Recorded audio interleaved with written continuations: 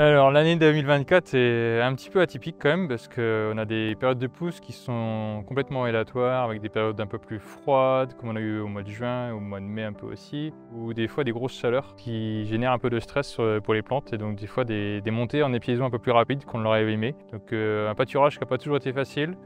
Une deuxième fauche pour les récoltes de stock qui n'a pas toujours été simple non plus, mais on continue à pâturer au 15 juillet passé, donc c'est pas mal. Alors du coup sur cette période de fauche de foin, donc on a eu deux périodes. La première période qui a été fin juin, parce qu'on n'a pas pris le premier créneau tout début juin. Donc à la fin juin, on est tombé sur des gros volumes d'herbes, de dactyles qui n'avaient jamais été coupés et des prairies on va dire de fauche annuelle. Et donc cette semaine, en fait, on a refauché 30 hectares d'herbes avec beaucoup de légumineuses, uniquement des fauches de troisième coupe. Il y a 45 jours de retour, donc là assez vert et assez riche en azote et énergie pour essayer de corriger les foins qui ont été faits il y a 15 jours. Donc l'idée c'est qu'à l'hiver on mixe un peu les deux foins pour l'alimentation des génisses pour essayer de ramener de la valeur. Alors les critères de décision pour le choix entre foin et l'enrubanné, donc c'est tout d'abord la météo. Quand on a fauché les 30 hectares, on était parti sur 30 hectares de foin. Mais au vu de la météo, on ne va pas prendre de risques parce qu'ils annoncent de la pluie juste avant bottelage. Et donc certaines parcelles qui vont être encore un peu juste en matière sèche. Donc on va faire une partie en enrubanné où il y avait vraiment énormément de légumineuses. Et donc le reste passera en foin.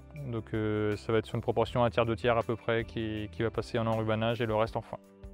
C'est vrai que notre critère de choix aussi pour faire du foin en enrubanage, ça reste le coût économique aussi. Parce que du foin, en termes de pressage, on va situer aux alentours de 20 € de la tonne pressée, alors que sur de l'enrubanage, on va plutôt être près de 70 €. Alors, on est équipé avec notre matériel de fenaison, donc on a un combiné de fauches. On fauche le matin vers une fois la rosée partie. Donc c'est faucheuse sans conditionneur, faucheuse à plat. Et l'idée c'est de reprendre les andins assez rapidement derrière. Donc généralement on essaie de se mettre à deux à faire ça.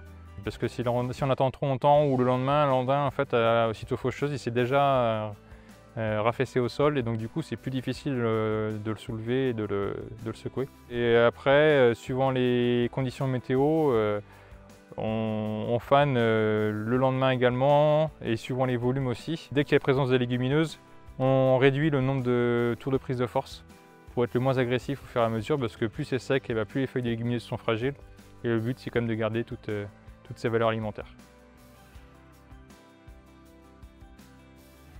Les premières coupes de foin, quand on bottelle en big, l'entrepreneur il a une prestation avec couteau. Donc on demande un couteau sur deux pour limiter la longueur des brins parce que sur du dactyle ça peut être très très long. Ça donne une autre appétence au foin, il est un peu plus piquant, il développe un peu plus le rumen des génisses. Et pour nous c'est une facilité aussi pour le distribuer à l'hiver. On met les bigs dans la pailleuse et généralement 2 fois par semaine les génisses sont soignées en foin et après c'est une complémentation en céréales. Pour ce qui est de l'ensilage, là on a ouvert le silo au 1er juillet parce que le pâturage de jour suffisait, mais la nuit on commençait à être trop juste. Depuis qu'on a rouvert le silo, on a pris entre 1,5 litre et 2 litres par vache. Donc, ce qui veut dire que la récolte du printemps était à métail, ensilé avec prairie, tout était mélangé dans le tas. Ça veut dire qu'au niveau valeur alimentaire, malgré la pluie et les conditions pas faciles, on a réussi à avoir une bonne valeur, quoi. Depuis qu'on a opéré des changements en termes de période de vélage, il n'y a plus de stock sur pied. Ces stocks sur pied étaient valorisés par des animaux qui étaient soit en toute fin de production ou tarissement. Aujourd'hui, on a encore des vaches qui sont à 25-30 litres quasiment par jour. Les valeurs alimentaires de ces stocks ne sont plus en face. Donc pour nous, c'est important de garder un niveau de production quand même, parce que le lait, il est quand même payé plus cher à ces périodes-là.